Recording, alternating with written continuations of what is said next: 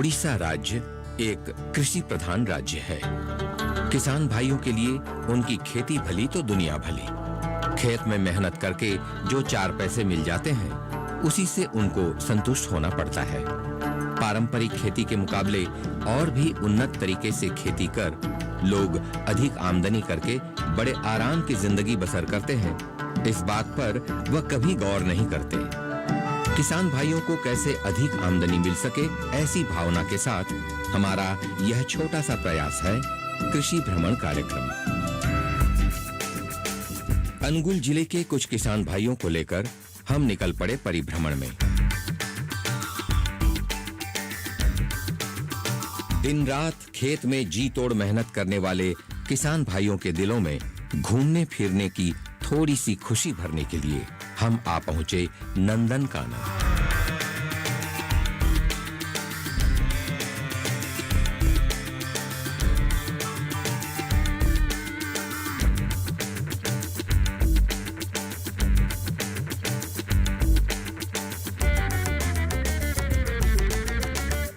करीब 1080 एकड़ जमीन पर फैला ये नंदनकानन तरह तरह के पक्षी, सरीसृप व अनेक प्रकार के जीव जंतुओं का बसेरा है।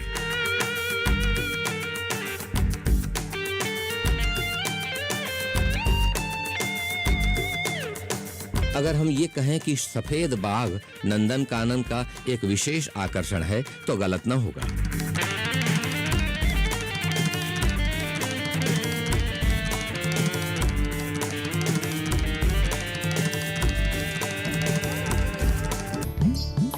नंदनकानन में घूमने का मजा लेकर हम अपने किसान भाइयों के साथ निकल पड़े भुवनेश्वर की ओर।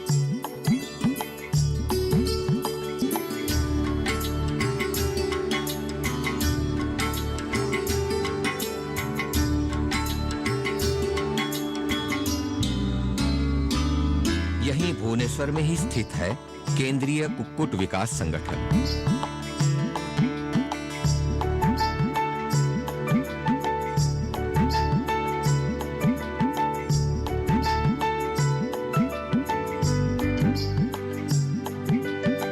अनेक प्रजाति की मुर्गियां व चूजों के साथ साथ अंडों का उत्पादन कर राज्य के विभिन्न इलाकों में भेजा जाता है।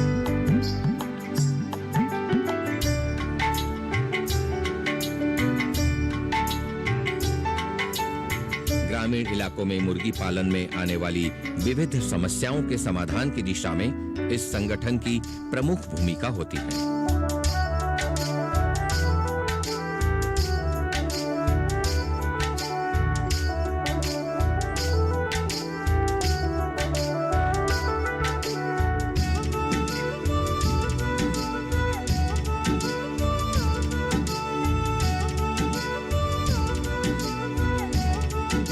किस तरह जतन करने पर चूजे बड़े हो सकेंगे, क्या-क्या औषधि देने पर या कैसे परिवेश में मुर्गियां बढ़ती हैं, इस बारे में संगठन के कार्यकर्ता तकनीकी सलाह देते हैं। ये जो बटेर है, बटेरे पालने के लिए हमारा जो केंद्रीय कुक्कुट विकास प्रजनन भुवनेश्वर है, ये बहुत 3 वैरायटी का जो बटेरे है इसमें मिलता है। व्हाइट, ब्राउन और ग्रे कलर का 4.5 लाख हैचिंग एग से हम लोग 1.5 लाख बच्चा भी निकाले थे। बच्चा भी डे ओल्ड से लेके 4 हफ्ता तक डिफरेंट फार्मर को हम लोग को सप्लाई किया था। ये सब जो इसमें ट्रेन से लेके जाते हैं, अपना कैरियर से भी फार्मर लेके जाते हैं, फ्लाइट में भी भेजा जाता है। डिफरेंट मोड ऑफ ट्रांसपोर्ट है। और 1 दिन का बच्चा जो हम लोग देते हैं, इसमें एक ट्रांजिट मोर्टालिटी 5% भी रखे हम लोग को, जिसके वजह से जो फार्मर को 5% एक्स्ट्रा देने से वो जो ट्रांजिट मोर्टालिटी कवर कर जाता है। ऐसा नहीं है कि सिर्फ धान, मूंग, उड़द या कुछ सब्जी वगैरह की खेती कर कोई अच्छी जिंदगी बिता सकता है, बल्कि कई अन्य विकल्प भी उपलब्ध हैं स्वावलंबी बनने के लिए। यह जानकर किसान भाइयों को बहुत अच्छा लगा। एक किसान के घर में कोई न कोई घरेलू प्राणी अवश्य होता है। गाय, बकरी, भेड़ आदि प्राणियों से मनुष्य कितना लाभवान होता है, यह कहने की आवश्यकता नहीं है। पर जब उनको कोई रोग होता है तब हम गांव में ही उपलब्ध औषधि लगाकर उन्हें ठीक करने की नाकाम कोशिश करते रहते हैं, जिस कारण उनकी असमय ही मृत्यु हो जाती है। विशेषकर गायों को होने वाली जीवननाशक पैर व मुंह की बीमारी, जिसे स्थानीय भाषा में फाटुआ रोग कहते हैं और जो भूताणु के संक्रमण से होता है, सही औषधि के ना दिए जाने पर उनकी मृत्यु निश्चित है। इस घातक रोग से किस तरह गायों को व अन्य घरेलू पशुओं को बचाया जा सके, इस हेतु से खोर्धा जिले में जटनी के अरुगुल स्थित अंतर्राष्ट्रीय फाटुआ शोध केंद्र की स्थापना की गई है।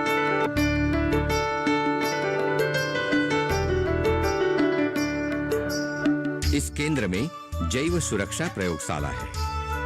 यह रोग भूताणु के द्वारा होने के कारण उस पर शोध कर वास्तविक टीका या वैक्सीन प्रस्तुत किए जाते हैं।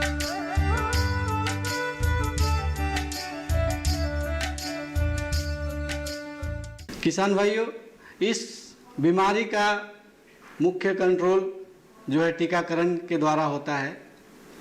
इस बीमारी को टीकाकरण का सबसे मुख्य समय है जो 4 महीना प्रथम टीकाकरण है एवं प्रत्येक 6 मास पर इस टीकाकरण को दोहराना चाहिए और इस टीकाकरण को देते रहने से आपका जो जानवर है इस बीमारी से बचा रहेगा। भारतीय कृषि अनुसंधान परिषद द्वारा स्थापित अंतर्राष्ट्रीय फाटुआ या एफएमडी शोध केंद्र से निकलकर हम चले भुवनेश्वर से 65 किलोमीटर दूर टांगी ब्लॉक के भूषणपुर मां उग्रतारा के पीठस्थल की ओर, जो दंतपीठ के नाम से भी सुपरिचित है।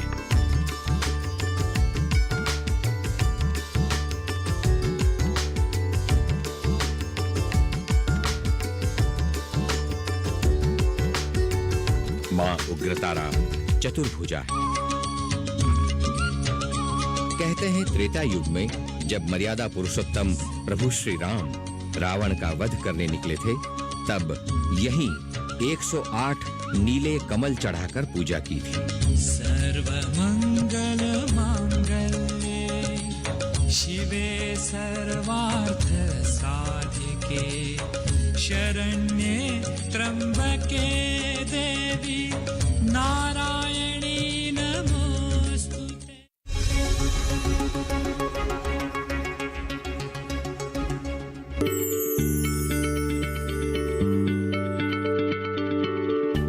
क्या आप किसी बीमारी से परेशान हैं? चाहते हैं डॉक्टर की सलाह? तो हम हैं आपके साथ। बताएंगे आपको जीने की राह। समस्याएं आपकी, समाधान देश के मशहूर विशेषज्ञों के। घर बैठे बात करें देश के जाने माने डॉक्टरों से।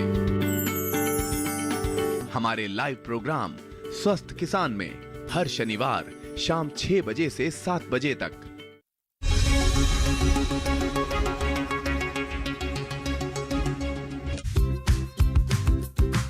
मां उग्रतारा के दर्शन के बाद किसान भाइयों को लेकर हम चले मत्स्य पालन के बारे में अधिक जानकारी के लिए।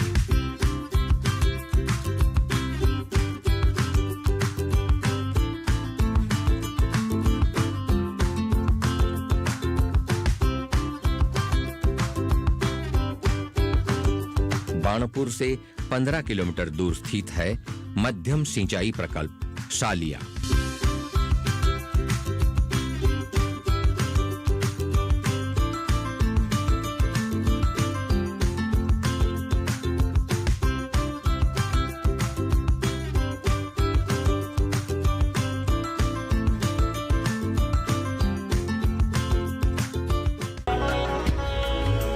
राज्य के मत्स्य संपदा विभाग द्वारा स्थानीय मत्स्यजीवियों को इकट्ठा कर यहां मत्स्यजीवी सहयोग समिति का गठन किया गया तथा कैच फार्मिंग पर जोर दिया गया।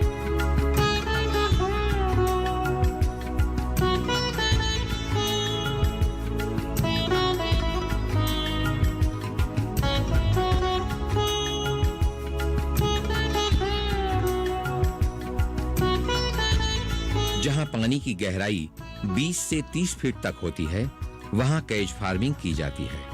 इस दृष्टि से यहां सफलता के साथ कैज फार्मिंग संभव हो पाई है।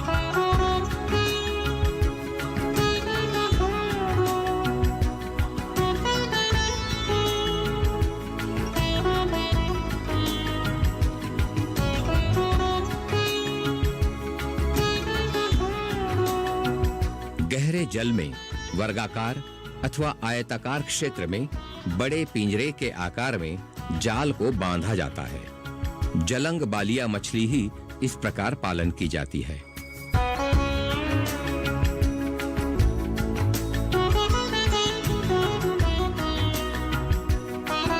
इस पद्धति से मत्स्य पालन इतना उत्साहप्रद होता है कि अनेक मत्स्यजीवी इस ओर आकर्षित होकर मत्स्य पालन करते हैं और निकट स्थित बेगुनियापड़ा, खलीकोट, बालूगांव, बाणपुर और यहाँ तक कि भुवनेश्वर के बाजारों में मछलियां बेचकर बड़े आराम से गुजर बसर करते हैं।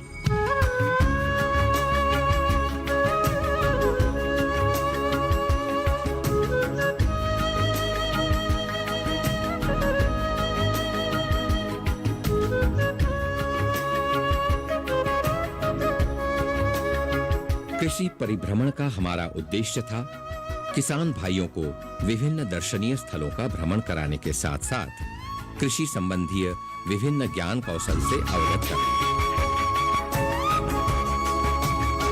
फिर हम सब चल पड़े राष्ट्रीय राजमार्ग से 20 किलोमीटर दूर गांव अंगार गांव की ओर।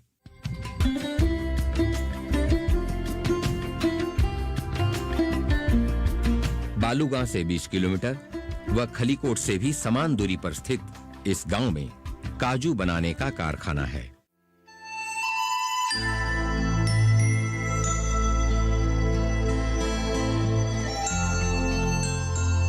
काजू की खेती बहुत लाभदायक है।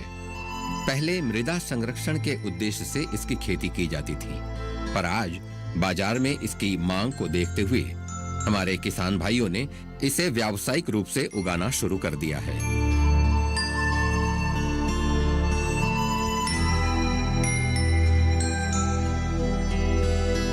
काजू के पैदावार में व्यावसायिक रूप से किसानों को मिली सफलता व राज्य की दक्षता को ध्यान में रखते हुए सरकार ने काजू की खेती पर विशेष महत्व दिया है।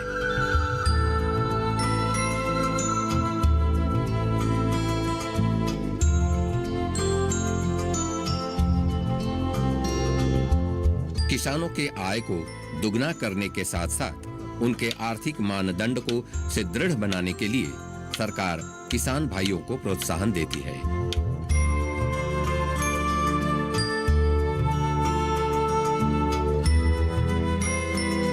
हमारे किसान भाइयों के आर्थिक तथा सामाजिक जीवन में यह महत्वपूर्ण भूमिका निभा रहा है। काजू के बीज में protein, carbohydrates, fats, vitamin A, B तथा कई मिनरल्स होते हैं।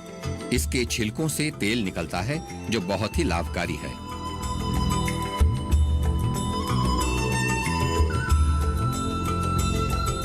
काजू की खेती कर एक किसान औसतन 15,000 रुपए प्रति हेक्टेयर कमा सकता है। इस व्यावसायिक सफलता को देख हमारे राज्य के कई किसान काजू की खेती करने लगे हैं।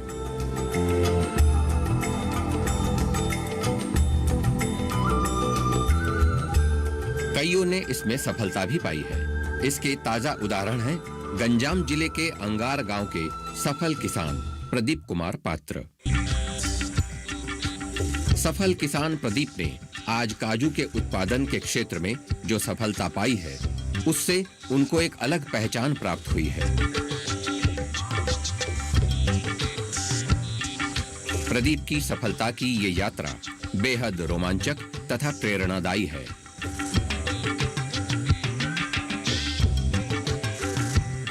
काजू के व्यापार में उन्होंने तब कदम रखा जब व्यावसायिक कृषि की प्रगति की एक नई धारा चल पड़ी थी। उस समय उत्पादन आधारित व्यावसायिक कृषि पर महत्व दिया नहीं जाता था, पर प्रदीप ने अपनी निष्ठा व सरकार से प्राप्त प्रोत्साहन के बल पर सन 1995 में इस क्षेत्र में कदम रखा। तब से उन्होंने पीछे मुड़कर नहीं देखा।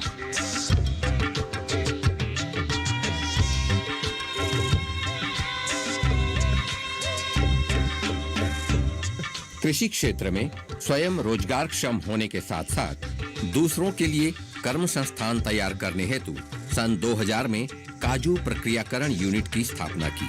और तो और काजू उत्पादन के लिए अत्याधुनिक संयंत्रों का उपयोग कर अधिक उत्पाद और लाभ पाने में सक्षम भी हुए।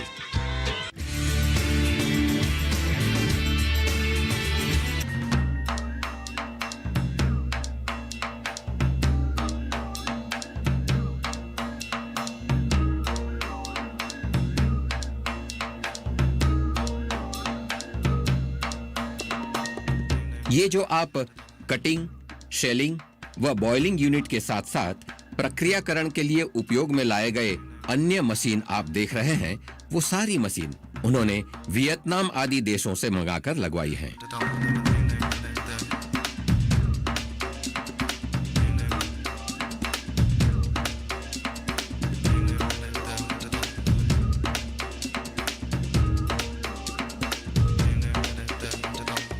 पहले काजू के लिए जहां दूसरे किसानों पर निर्भर रहना पड़ता था, वहीं आज उन्होंने अपना काजू फार्म कर लिया है।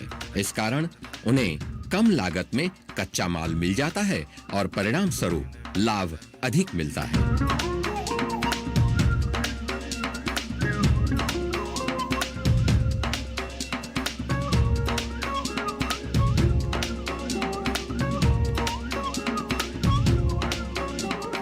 अपने यूनिट में उत्पादित सामग्री की बिक्री के लिए भी उन्होंने अच्छा बंदोबस्त कर रखा है।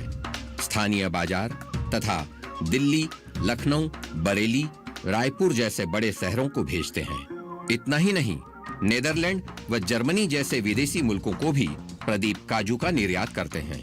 इसलिए गुणात्मक मान पर भी वह जोर देते हैं। हर पहलू पर विशेष ध्यान देते हुए प्रदीप आगे बढ़ते रहे हैं। 1995 में ये बिजनेस शुरू किया है। पहले मैं फार्मर से काजू लेके मैं प्रोसेसर को सेल कर रहा था। 99 में मैं पहले फैक्ट्री रोस्टिंग फैक्ट्री शुरू किया। 99 से 2008 तक वही रोस्टिंग फैक्ट्री में चालू किया। चालू करने के बाद मेरे को लगा कि ये जो रोस्टिंग फैक्ट्री आगे नहीं बढ़ सकता है, कि इसमें ज़्यादा पॉल्यूशन है। इसलिए मैं गोवा, मैंगलोर वो चारों तरफ को घूमने चला गया।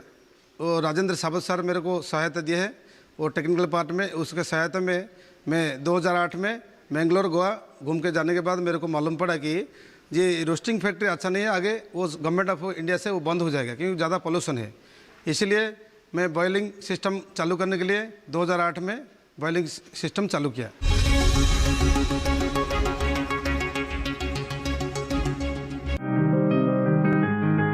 बीमारियों से कैसे बचेगी फसल? मवेशियों की मुश्किलों का क्या है हल? कहां से लाएं बीज, कितनी लगेगी खाद? किसानों के हर फोन का विशेषज्ञ देंगे जवाब। देखिए हेलो किसान लाइव, सोमवार से शुक्रवार शाम 6 बजे।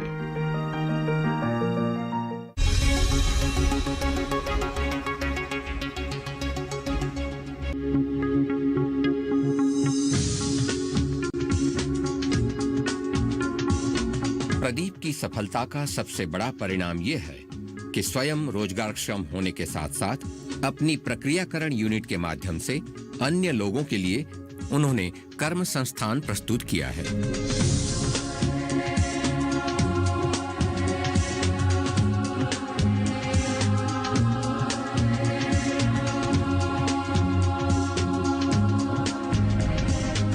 न सिर्फ उन्होंने अन्य लोगों को रोजगार का जरिया प्रदान किया है, बल्कि अपने यहाँ कार्यरत लोगों को एक उन्नत व सुविधाजनक वातावरण में काम करने का मौका दिया है, जो कि प्रशंसनीय है।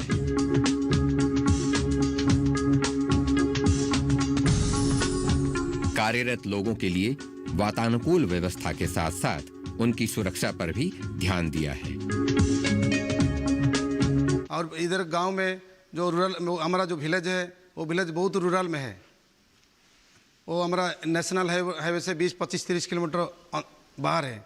इसलिए फैक्ट्री चलाना भी मुश्किल होता है, पावर कंजप्शन भी बहुत ख़राब होता है। इसलिए मेरे को वही समस्या के ट्रैवल करके भी मैं फैक्ट्री चलाए हैं। बहुत लोग को इसमें एम्प्लॉय दिया है। इसमें बहुत फार्मर भी डेवलप हो रहे हैं। फार्मर काजू पहले लेके पलासा में सेल कर रहे थे, अभी पलासा का जो रेट है हमारा गाँव में और 10 रुपया ऊँचा है, वो फैसिलिटी भी फार्मर को मिल रहा है।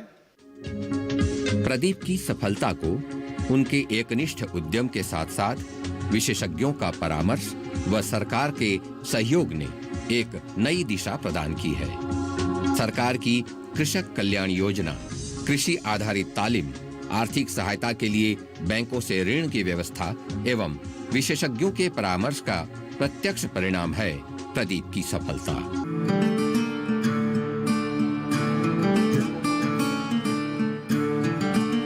आज प्रदीप न सिर्फ अपना काजू प्रक्रियाकरण यूनिट कर सफल हुए हैं, बल्कि कृषि के प्रति आग्रह रखने वाले व्यक्ति एवं कृषि उद्योगिता के लिए इच्छुक किसानों के लिए वो बन गए हैं प्रेरणा का स्रोत।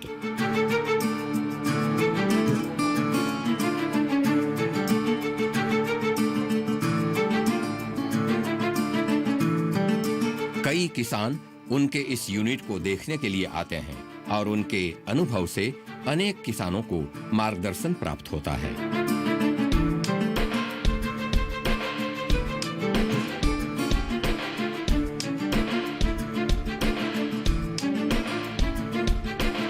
प्रदीप का कुल व्यापार फिलहाल 20 करोड़ का है, जबकि आगे चलकर वो इसे 30 करोड़ तक पहुंचाने का लक्ष्य रखते हैं।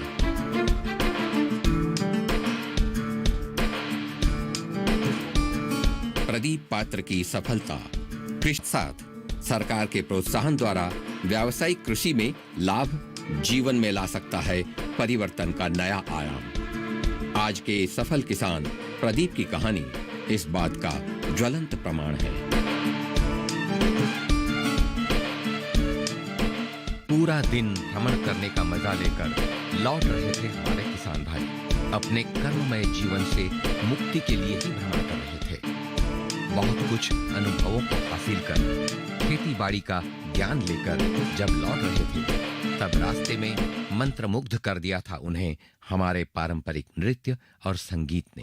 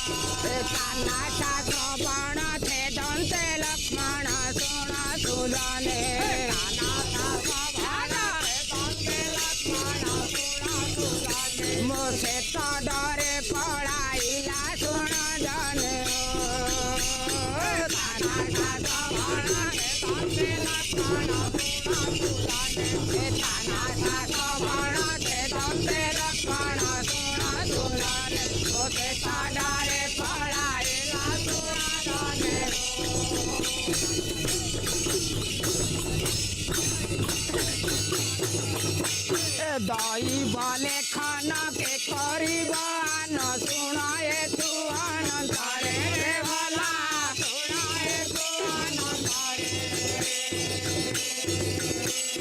कृपाले की जाई रावण था मुरे सुना सुजाने कृपाले के जाई